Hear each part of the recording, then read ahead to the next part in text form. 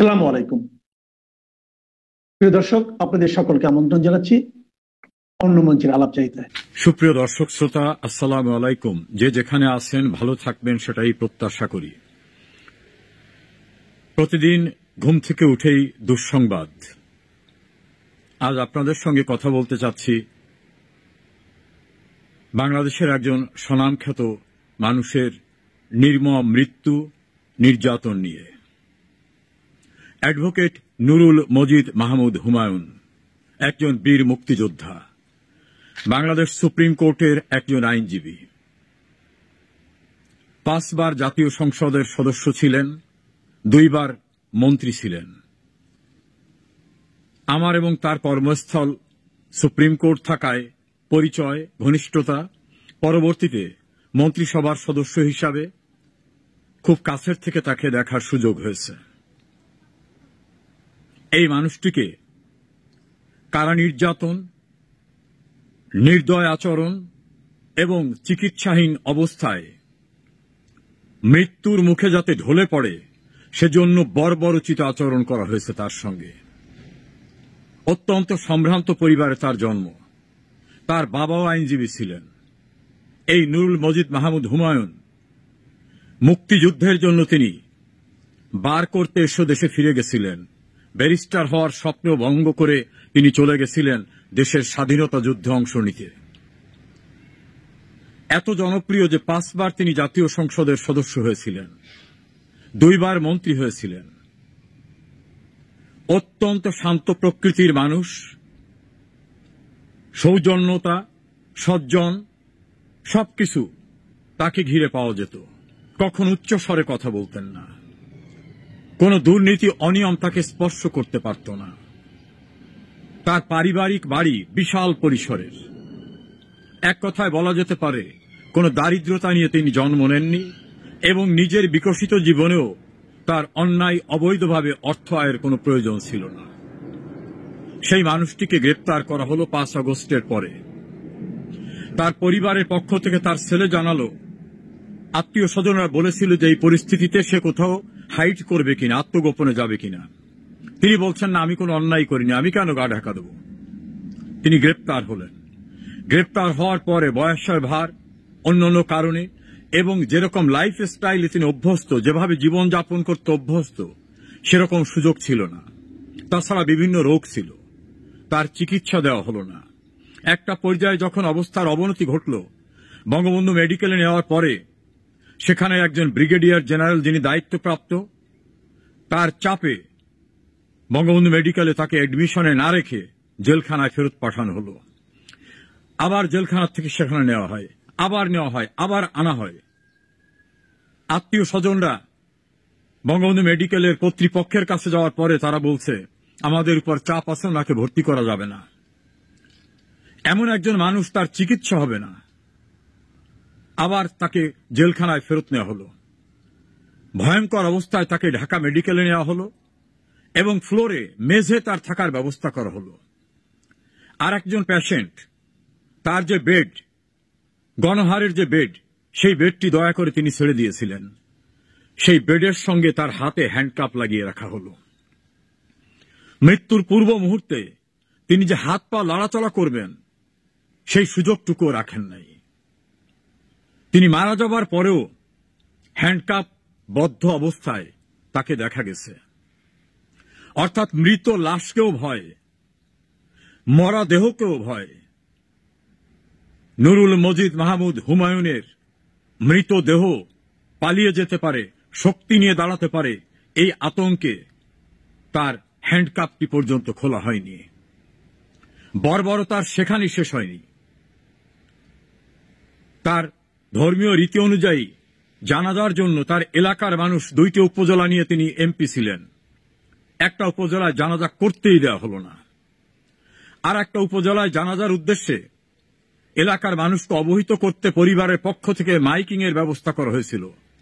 Police এবং স্থানীয় প্রশাসন সেই মাইক কেড়ে নিয়েছে এবং পরিবারকে বলেছে ঘরের ভিতরে জানাজা করতে হবে। ভাবতে পারেন, ঘরের ভিতর জানাজা করতে হবে, বাড়ির ভিতর, এবং সর্বোচ্চ 100 মানুষের বেশি হতে পারবে না। 100 মানুষের বেশি জানাজা আসতে পারবে না। মাইকিং বন্ধ করলেও হাজার হাজার লোক এসে গেল, প্রশাসন ভেঙে পড়ল সেখানে। এমনকি সেই জানাজার অনুষ্ঠানে পরিবারের পক্ষ থেকে নুরুল মজিদ মাহমুদ হুমায়ুনের উদ্দেশ্যে তার পক্ষ থেকে মানুষের কাছে ক্ষমা চাওয়া বা যে সামাজিক কিছু কথা থাকে ধর্মীয় প্রথা অনুযায়ী, সেটাও বলতে দেওয়া হলো না। অসুস্থ অবস্থায় তার ছেলে দোয়া চাইবে, সেক্ষেত্রেও তাদের হুমকি দিয়ে বলা হয়েছে যদি ফেসবুকে বা কোথাও দোয়া চায় বা অন্য কোনো কিছু করে তাহলে পরিস্থিতি আরো খারাপ হবে। এভাবে নুরুল মজিদ মাহমুদ হুমায়ুনকে নির্মম, বর্বরচিত এবং বলবো নারকীয়ভাবে হত্যা করে হত্যার পরবর্তীর বীভৎস অধ্যায়ও প্রদর্শন করেছে এই ইউনূস সরকার। এই দেশটা স্বাধীন হয়েছে, সেখানে এই নুরুল মজিদ মাহমুদ হুমায়ুনের ভূমিকা ছিল। তিনি একজন বীর মুক্তিযোদ্ধা, তিনি জনগণের দ্বারা 5 বার নির্বাচিত এমপি, 2 বার মন্ত্রী, তিনি সুপ্রিম কোর্টের একজন আইনজীবী। তার বিরুদ্ধে সুনির্দিষ্ট কোনো অভিযোগ না থাকা সত্ত্বেও তাকে কোর্ট জামিন দেয়নি, কারণ কোর্ট তো এখন আজ্ঞাবহ কোর্টে পরিণত হয়েছে। সুপ্রিম কোর্টের আইনজীবী ছিলেন, অথচ সেই সুপ্রিম কোর্ট তাকে জামিন দিলেন না। এই নির্মমতা এবং বর্বরতার দ্বারা একটি জিনিস স্পষ্ট হয়েছে, যেসব সুশীলরা আওয়ামী লীগের সমালোচনা করতে এই ইউনূস এবং ইউনূস বাহিনীকে স্বাগত জানিয়েছিলেন, তারা এখন নিশ্চয়ই দেখছেন ইউনূস নামক এই মানুষটি কতটা বর্বর, এই মানুষটি কতটা নিষ্ঠুর, কতটা নির্মম। এই মানুষের হাতে দেশের মানুষের, সম্ভ্রান্ত মানুষের জীবন আর নিরাপদ নয়। এমনকি ধর্মীয় আনুষ্ঠানিকতা করতে এই মানুষটি দেয় না। কত লাশ নেবে? এ পর্যন্ত কয়েক হাজার মানুষ বিচার বহির্ভূত হত্যাকাণ্ডের শিকার হয়েছে। মবের সংস্কৃতিতে তাদের মেরে ফেলা হয়েছে। আমাদের কাছে তথ্য অনুযায়ী প্রায় 21 জন মানুষকে কারাগারে মেরে ফেলা হয়েছে। মারার পরে তাদের পোস্টমর্টেম করতে দেওয়া হয়নি, ময়না তদন্ত করতে দেওয়া হয়নি, কারণ তাহলে ধরা পড়ে যাবে যে কি নির্যাতনের মাধ্যমে তাদেরকে মেরে ফেলে বলা হচ্ছে হার্ট অ্যাটাক হয়েছে বা অন্যভাবে মারা গেছে। এক বগুড়ায় 5 জনকে মেরে ফেলা হয়েছে জেলখানায়। এর প্রতিটি হত্যাকাণ্ডের বিচার হবে ইনশাআল্লাহ। একটি হত্যাকাণ্ড বিচার বহির্ভূত ভাবে যাবে না। ইউনূস যেমন তার খুনিদের রক্ষা করার জন্য ইনডেমনিটি নোটিশ দিয়েছে, এই নির্বোধ জানে না ইনডেমনিটি দিয়ে কোনো অপরাধের দায় মুক্তি হয় না। যারা অপরাধ করেছে, যারা সংবিধান ভঙ্গ করেছে, আইন ভঙ্গ করেছে, মানুষ খুন করেছে, সহিংসতা করেছে, দেশের সম্পদ নষ্ট করেছে, গণতান্ত্রিক প্রক্রিয়াকে ব্যাহত করেছে, আজ হোক কাল হোক এর বিচার হবে। কেউ পরিত্রাণ পাবেন না, পালাবারও সুযোগ পাবেন না। নুরুল মজিদ মাহমুদ হুমায়ুনের মতো অনেককেই নির্মমভাবে মেরে ফেলা হচ্ছে, এমনকি হেফাজতে, কাস্টডিতে, জেলখানায় নেওয়ার পরেও। রাস্তাঘাটে তো কেউ নিরাপদই নেই। সেখানে তো এখন সবাই বলছে স্বাভাবিক মৃত্যুর গ্যারান্টিও নাই দেশে। প্রিয় দেশবাসী, এই ঘাতক, এই নিষ্ঠুর, এই পাষণ্ড, অবৈধ ক্ষমতা দখলকারী, নির্যাতনকারী, এদের থেকে যাতে দেশ আর ধ্বংস না হয়, আমাদের ঘুরে দাঁড়াবার এখন উপযুক্ত সময়। শেখ হাসিনা কোনো অপরাধীকে প্রশ্রয় দিতেন না। বিচারহীনতার সংস্কৃতি তিনি দূর করেছিলেন। যারা খুন করে বলতো আমাদের কেউ কিছু করতে পারবে না, তাদের দাম্ভিকতা চূর্ণ করেছিলেন। আজ বাংলাদেশটা ধ্বংসের শেষ প্রান্তে। আমাদের ঘুরে দাঁড়াতেই হবে। আবার শেখ হাসিনার নেতৃত্বে উন্নয়নের অগ্রযাত্রা, আইনের শাসন এবং মানুষের কল্যাণে প্রয়োজনীয় সব পদক্ষেপ নিতে হবে। প্রস্তুত হন, সেদিন খুব দূরে না। আল্লাহ আমাদের সহায় হন। কিংস পার্টি এনসিপি কে দিয়ে নাটক সাজিয়ে আওয়ামী লীগের কার্যক্রম নিষিদ্ধ করে গভীর খাদে দিশেহারা সরকার। একদিকে বাড়ছে আন্তর্জাতিক চাপ, অন্যদিকে দেয়ালে পিঠ থেকে যাওয়া আওয়ামী লীগ দেশে বিদেশে বাড়াচ্ছে সক্রিয়তা। এক মাসের মধ্যে লন্ডন ও নিউ ইয়র্কে দলটির শক্তি প্রদর্শনের মাত্রায় বড় ধরনের উদ্বেগ ঘিরে ধরেছে সরকার এবং তার মিত্রদের। আওয়ামী লীগের জনসমর্থন নেই, আন্তর্জাতিক সম্প্রদায়ের কাছে সরকার এমন দাবিও প্রশ্নের মুখে পড়েছে। বহুমুখী চাপের মুখে সরকারের মিত্র বিএনপি মহাসচিব নতুন করে অবস্থান বদলের ইঙ্গিত দিচ্ছেন। এমন অবস্থায় আওয়ামী লীগকে নিয়ে রীতিমতো দুঃস্বপ্ন দেখছেন সরকারের নীতি নির্ধারকেরা। অনলাইনে যোগাযোগের অ্যাপ বন্ধ করার মতো হাস্যকর পদক্ষেপ নেয়ার আলোচনা চলছে। জুলাই আন্দোলনের সময় ইন্টারনেট বন্ধ করার ঘটনার বিরুদ্ধে যারা ছিল প্রচন্ড সোচ্চার, তারাই এখন ইন্টারনেটে যোগাযোগের অ্যাপ বন্ধের পক্ষে। প্রশ্ন উঠেছে, এর মাধ্যমে কি নিয়ন্ত্রণ করা যাবে আওয়ামী লীগকে? নিজেদের তৈরি করা ফাঁদ থেকে মুক্তি পাওয়ার জন্য নেয়া কৌশল আরো জটিলতা বাড়াবে কিনা সেই প্রশ্ন উঠেছে। চলুন যাওয়া যাক বিশ্লেষণে। কিংস পার্টি এনসিপি সহ কয়েকটি মিত্র সংগঠনের যমুনা ঘেরাও নাটকের শেষ দৃশ্যে 10ই মে আওয়ামী লীগের কার্যক্রম নিষিদ্ধের সিদ্ধান্ত জানায় সরকার।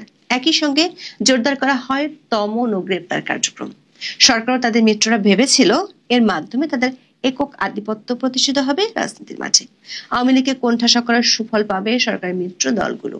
তবে সেই আশার গুড়ে বালি পড়েছে গত 4 মাসে। কার্যক্রম নিষিদ্ধ করার পর উল্টো সক্রিয়তা বেড়েছে দলটির।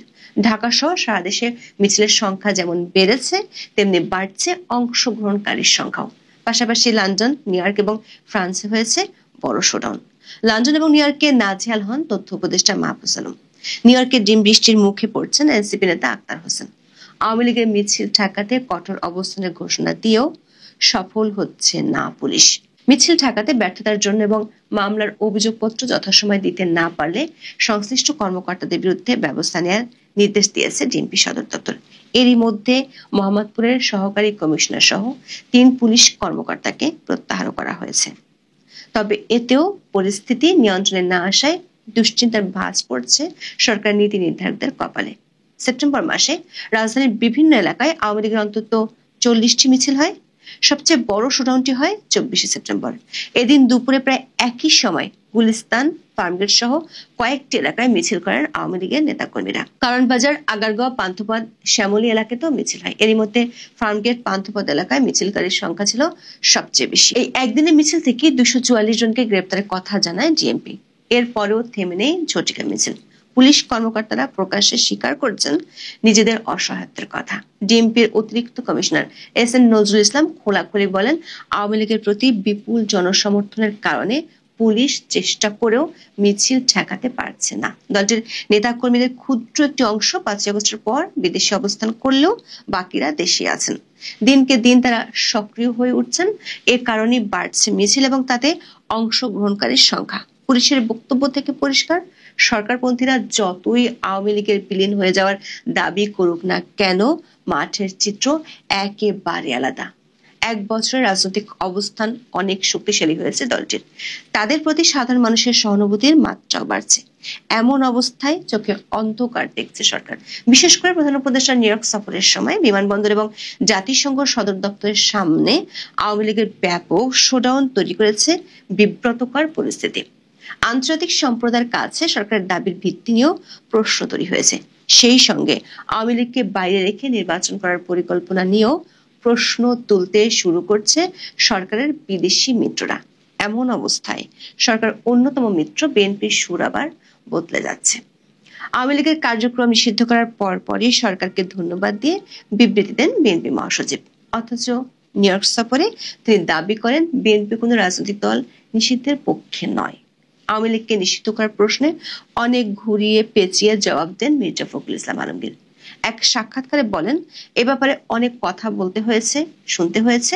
এটা নিয়ে বাংলাদেশে অনেক কথাবার্তা চলছে। আমি ব্যক্তিগতভাবে আগেও বলেছি, দলের চেয়ারম্যান এবং অ্যাক্টিং চেয়ারম্যান সাহেবও বলেছেন যে বিএনপি কোনো রাজনৈতিক দলকে নিষিদ্ধ করার পক্ষে নয়। কিন্তু যদি সে রাজনৈতিক দল কোনো গণহত্যার সঙ্গে জড়িত হয়, দেশের গণতান্ত্রিক প্রতিষ্ঠানগুলোকে ভেঙে দেওয়ার জন্য দায়ী হয়, তাহলে নিশ্চয়ই তাদের শাস্তি পেতে হবে। অর্থাৎ অতীতের মতো ধরি মাছ নাচি পানির নীতিতে ফিরে গেছে বিএনপি। বন্দুকটি তারা রাখতে চাইছে অন্তর্বর্তী সরকারের কাঁধে। দর্শক, সব মিলিয়ে জটিল পরিস্থিতিতে দিশেহারা হয়ে পড়ছে সরকার। নীতি নির্ধারকদের একাংশ এখন চেষ্টা করছে ইন্টারনেটে সেন্সরশিপ আরোপের। মাত্র 2 মাস আগে কোনো অবস্থায় ইন্টারনেট বন্ধ না করার পক্ষে কঠোর অবস্থান জানিয়েছিল ডাক ও টেলিযোগাযোগ মন্ত্রণালয়। এজন্য আইন সংশোধন ও পরিমার্জনের নির্দেশনা দেন প্রধান উপদেষ্টার বিশেষ সহকারী ফয়েজ আহমেদ তৈয়ব। টেলিযোগাযোগ ব্যবস্থায় আড়ি পাতার ক্ষেত্রে আন্তর্জাতিক রীতি অনুসরণের নির্দেশনা দেওয়া হয়। সরকার তখন দাবি করেছিল অতীতের সরকারের পথে হাঁটবে না তারা। ইন্টারনেট থাকবে সরকারের নিয়ন্ত্রণের বাইরে এবং সবার জন্য উন্মুক্ত। এর আগে জুলাই আন্দোলনের সময় ইন্টারনেটে হস্তক্ষেপের ঘটনাকে মানবতা বিরোধী অপরাধের সঙ্গেও তুলনা করেন সরকারপন্থীরা। এমনকি জুলাই আন্দোলনের সময় ইন্টারনেট বন্ধ করার অভিযোগ নিয়ে সাবেক প্রতিমন্ত্রী জুনায়েদ আহমেদ পলককে জিজ্ঞাসাবাদও করা হয়েছে। আন্তর্জাতিক অপরাধ ট্রাইব্যুনালের তদন্ত সংস্থা 18 ডিসেম্বর তাকে জিজ্ঞাসাবাদ করে। এত সব কাণ্ড ঘটনার পর এবার অন্তর্বর্তী সরকারের নীতি নির্ধারকেরাই ইন্টারনেটে সেন্সরশিপ আরোপের কথা ভাবছে। স্বরাষ্ট্র মন্ত্রণালয় 28 সেপ্টেম্বর আইন শৃঙ্খলা সংক্রান্ত কোর কমিটির বৈঠকে টেলিগ্রাম এবং বোটিম অ্যাপ বন্ধের উপায় নিয়ে আলোচনা হয়। সরকারের অভিযোগ, এই 2 অ্যাপ ব্যবহার করে ভারতে অবস্থানরত শেখ হাসিনার সঙ্গে আওয়ামী লীগের নেতাকর্মীরা যোগাযোগ করছেন। এ কারণে রাতে অ্যাপ দুটির গতি কমিয়ে দেওয়া এবং নির্বাচনের তফসিল ঘোষণার পর তা বন্ধ করে দেওয়ার বিষয়ে আলোচনা হয়। বৈঠকে আশঙ্কা করা হয় ইন্টারনেট ভিত্তিক যোগাযোগ মাধ্যম ব্যবহার করে আওয়ামী লীগের নেতা কর্মীরা সক্রিয় হচ্ছেন। নির্বাচনের তফসিল ঘোষণার পর তারা দেশকে অস্থিতিশীল করতে পারেন। তবে এমন পরিকল্পনাকে হাস্যকর বলছেন বিশেষজ্ঞরা। কারণ ভিপিএন ব্যবহার করে যে কেউ সরকার বন্ধ করা অ্যাপ বা ওয়েবসাইটে প্রবেশ করতে পারেন। এছাড়া ইন্টারনেট ভিত্তিক লাখ লাখ অ্যাপ রয়েছে যোগাযোগের জন্য। সেক্ষেত্রে মাত্র 2টি অ্যাপের উপর নিষেধাজ্ঞা দিয়ে যোগাযোগ ঠেকানোর চিন্তা হাস্যকর। অনেকে বলছেন এ ধরনের অবাস্তব পরিকল্পনা থেকে বোঝা যাচ্ছে সরকার আওয়ামী লীগ নিয়ে শুধু ভীতু নয়, রীতিমতো দিশেহারা হয়ে পড়েছে। প্রথম আলোর এক প্রতিবেদনে বলা হয়, অনলাইনে যোগাযোগের জন্য কত অ্যাপ আছে তা নিশ্চিত করে বলা কঠিন। বিশ্বজুড়ে জনপ্রিয় অ্যাপ যেমন রয়েছে, তেমনি দেশ ও অঞ্চল ভিত্তিক জনপ্রিয় অ্যাপও রয়েছে। যুক্তরাজ্য ভিত্তিক বিজনেস অব অ্যাপ নামের ওয়েবসাইটের তথ্য অনুযায়ী বিশ্বের যোগাযোগ অ্যাপের সংখ্যা লাখ লাখ। 2024 সালে অ্যাপ ব্যবহারকারীর সংখ্যা দাঁড়িয়েছে 400 কোটির কাছাকাছি।